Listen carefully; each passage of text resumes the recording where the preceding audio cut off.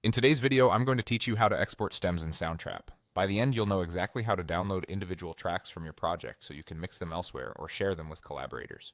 A quick note before we start. Stems are simply the separate audio tracks in your session, like vocals, drums, or keys, exported as their own files.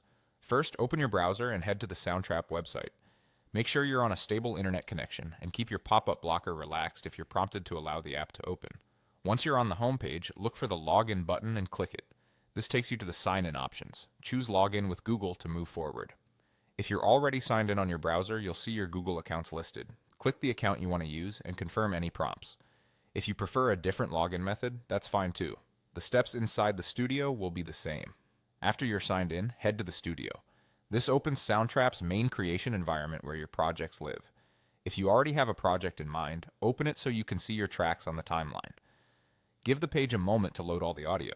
Next, click the specific track you want to export as a stem. This highlights the track so the actions you take apply to it. Remember, you'll export one track at a time, so if you need multiple stems, you'll repeat these steps for each track later. With your track selected, look for the three dots, sometimes called the More or Options menu, on the track header. Click those three dots to reveal additional actions. In that menu, go to Export.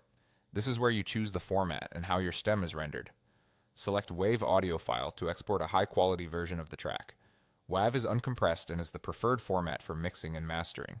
If you see an option to export without effects, choose that if you want a dry stem, meaning the track without reverb, compression, EQ, or other processing from Soundtrap. If you want the sound exactly as you hear it in the session, keep effects included.